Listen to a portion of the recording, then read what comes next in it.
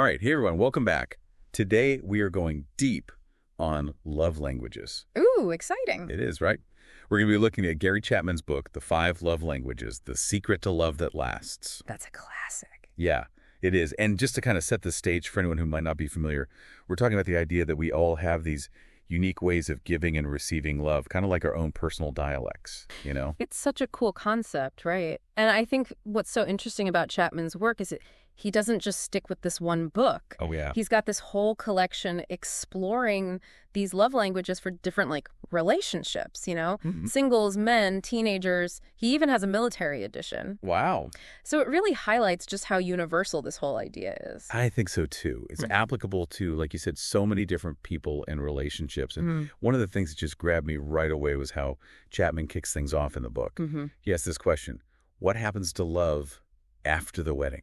I mean, we've all felt that rush of falling head over heels for someone. That honeymoon phase. Yeah, exactly. But why does it seem to fade for so many couples? That's the million-dollar question. It is. And Chapman uses this story of Rachel and Ben to really illustrate this, Rachel falls hard for Ben after just 3 weeks. Like, boom. Yeah.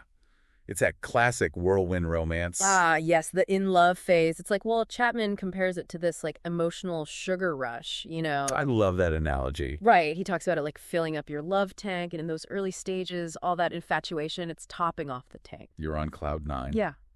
Feeling secure, euphoric, but just like a sugar rush. It doesn't last. Exactly.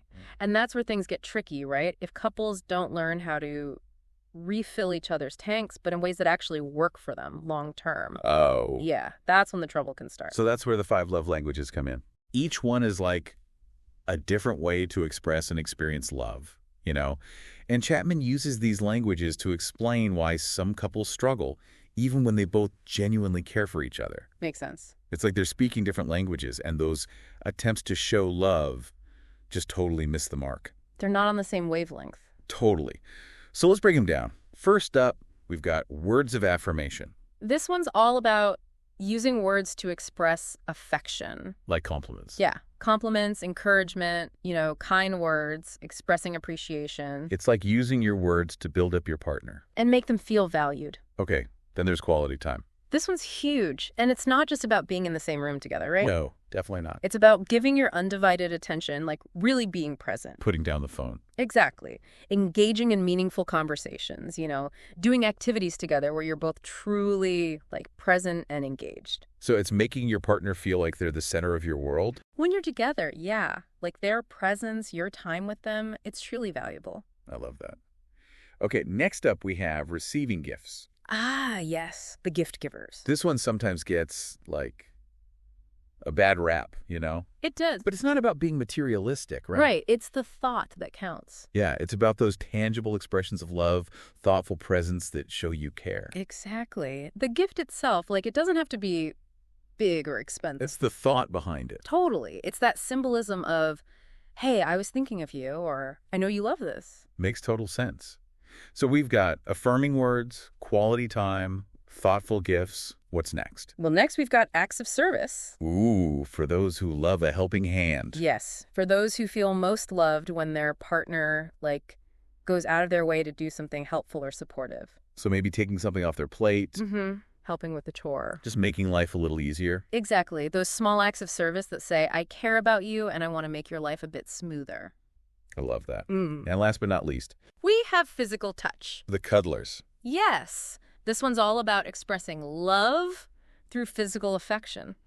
Hugs, kisses, holding hands, cuddling. It's about that power of touch to communicate care and intimacy. Yeah, and connection. And it's important to remember, this is a love language, right? Right. It's not just about physical intimacy. Yeah, it's about those everyday touches that say, I'm here for you, or I'm thinking of you. Like a little squeeze on the arm. Exactly.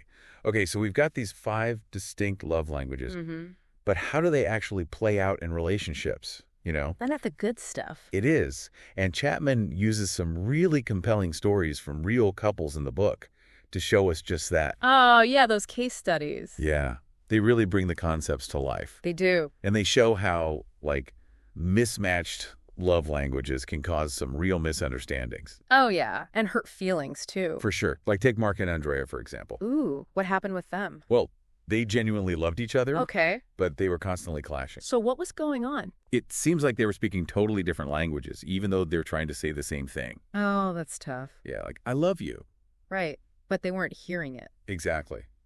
Mark, he felt loved when Andrea acknowledged and appreciated his hard work. So words of affirmation were his jam. Yes. But for Andrea, quality time was everything. She needed that focused attention. Totally. Yeah. Like just being in the same room wasn't enough for her, you know? She wanted to really connect. Exactly. She wanted to feel like they were truly connecting.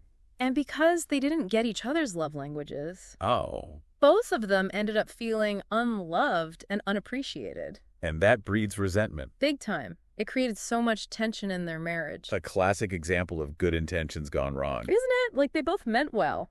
They did. Another example that really hit home for me was Patrick and his wife. Oh, what happened there? Well, Patrick was, like, always the problem solver. Okay. So he totally missed his wife's need for quality conversation, you know? She didn't want him to fix it. No, she just wanted him to listen and empathize with her struggles at work. She wanted to feel heard. Exactly. And sadly, that lack of understanding, it contributed to the breakdown of their marriage. Wow, that's heavy. It is. Patrick's advice, it was well-intentioned, of course. Sure. But it wasn't what his wife needed to feel loved and supported. It's a stark reminder Yeah. of how crucial it is to really hear and respond to your partner's needs. Not just react with solutions. Well, try to fix everything. Yeah. Okay, this next couple's story is kind of a roller coaster. Ooh, tell me more. Doug and Kate, they really highlight how even small gestures can be incredibly meaningful, you know?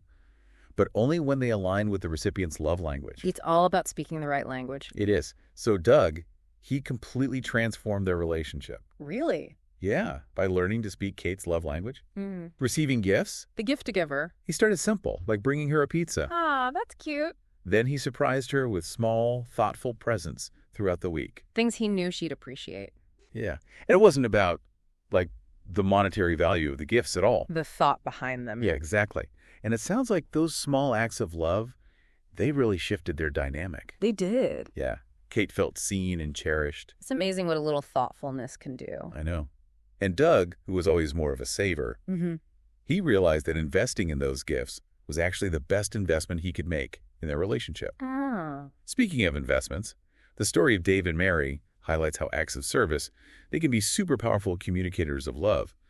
But intention really matters. I'm intrigued. So during their courtship, Dave, he would naturally express his love by doing things for Mary. Okay. Classic romantic gestures. Right. But after marriage, things changed a bit. Oh. Yeah, their differing expectations around, like, household chores created a lot of friction. That's so common. It is, right? It turned out Dave was, like, unconsciously following the model from his own parents' marriage, you know. With very traditional roles. Exactly. So the classic honey-do list backfired. In a way, yeah, because Dave's actions felt more like demands than loving gestures. He wasn't doing them with the right spirit. Yeah, so Mary didn't feel loved or respected. It makes you think. It does, right? Mm. Even acts of service, they need to be freely given. And genuinely aligned with the recipient's needs. Yes, not just our own ideas of what should be done. I'm taking notes. Okay, this next couple's story is a bit more nuanced. Okay, Ray. Joe and Maria, they had very different ways of expressing affection.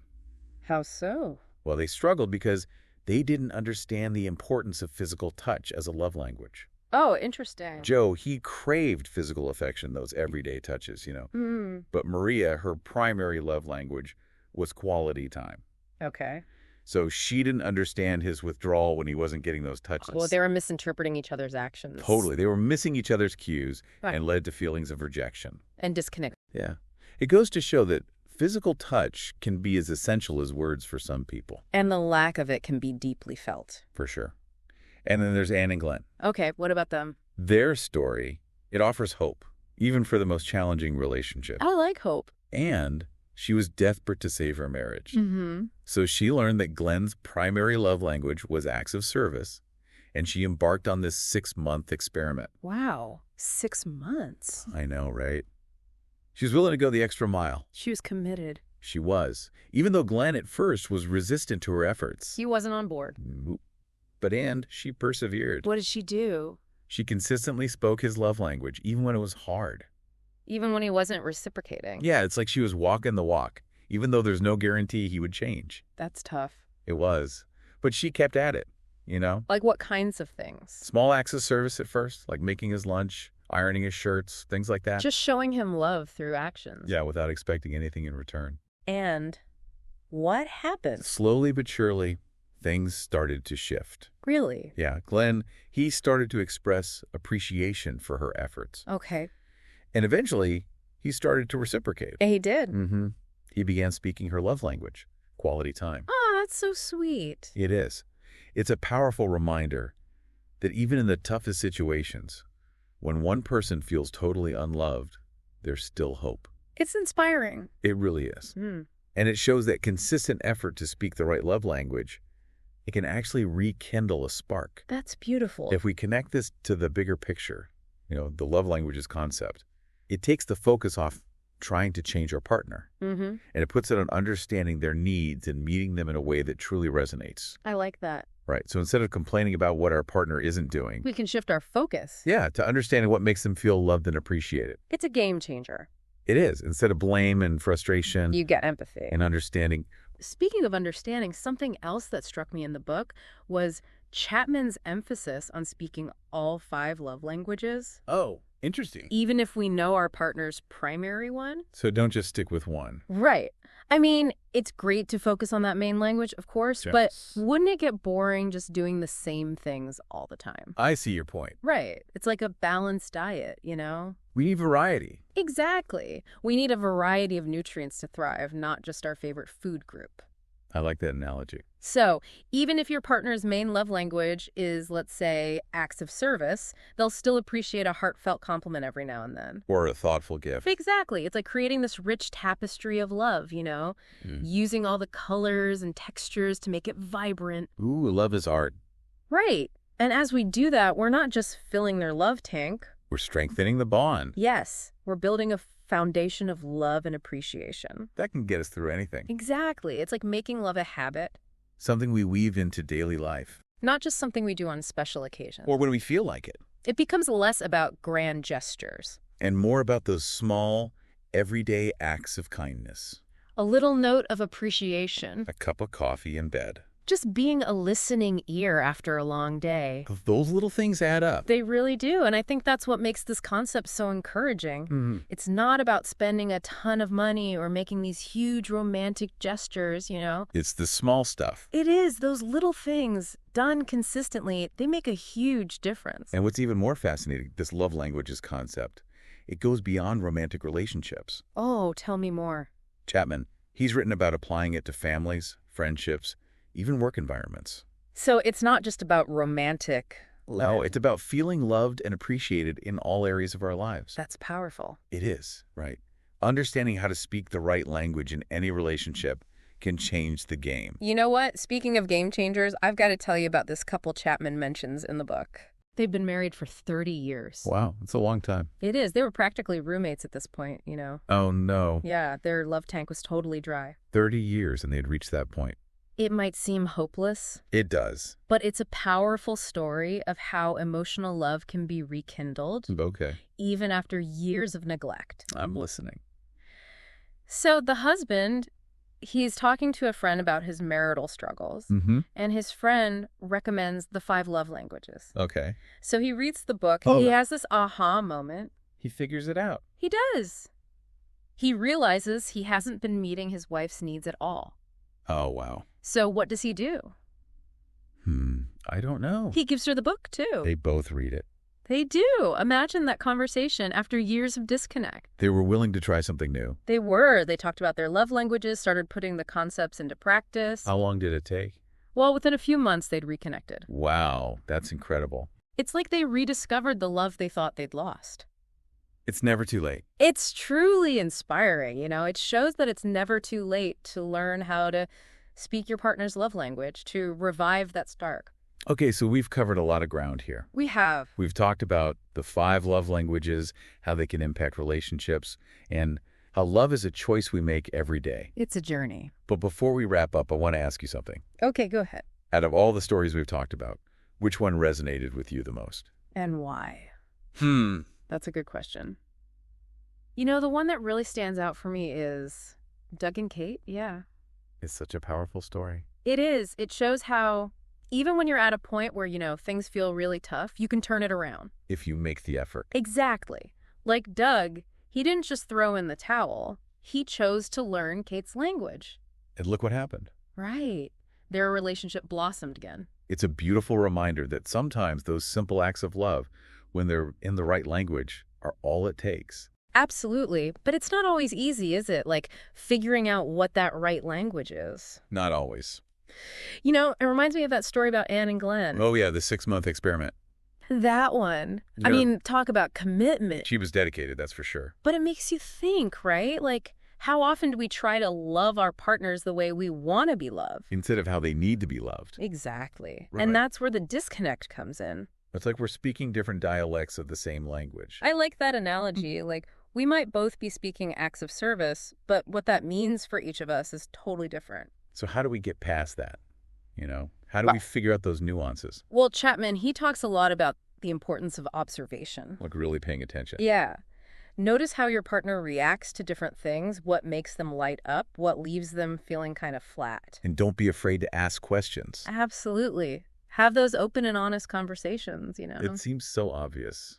But I bet so many couples never actually sit down and talk about it. They don't. And it doesn't have to be this big, scary conversation. Right, just a simple, hey, what makes you feel loved? Exactly. And remember, it's not a one-time thing either. It's ongoing. Relationships evolve, people change. So we have to stay attuned to each other. Be willing to adapt. Makes sense. Chapman also talks about how sometimes our own ego gets in the way of speaking our partner's love language. Oh, absolutely. It's so easy to get caught up in our own needs and desires. But this is how I like to show love. Exactly. Or we get frustrated when we're putting in the effort and not seeing immediate results. Keeping score. Right. But true love isn't about keeping score. No, it's about giving freely. Without expecting anything in return. Exactly. And when we can let go of our ego, focus on loving our partner the way they need to be loved. That's when the magic happens. Choosing love over ego. Every day. Love as a verb, an active choice. I love that. Well, that brings us to the end of our deep dive into the 5 love languages. It's been a great conversation. It has. We hope this has given you some food for thought. And maybe even some practical tips to take back to your own relationships. Remember, even small gestures can have a huge impact. Start by figuring out your partner's love language. Look for opportunities to show them you care. And if you're not sure what their love language is, well, ask. Communication is key. Most importantly, remember that love is a choice. We actively cultivate it. We nurture it. Make that choice. Speak your partner's love language. And watch your relationships bloom. Thanks for joining us for this deep dive into the 5 love languages.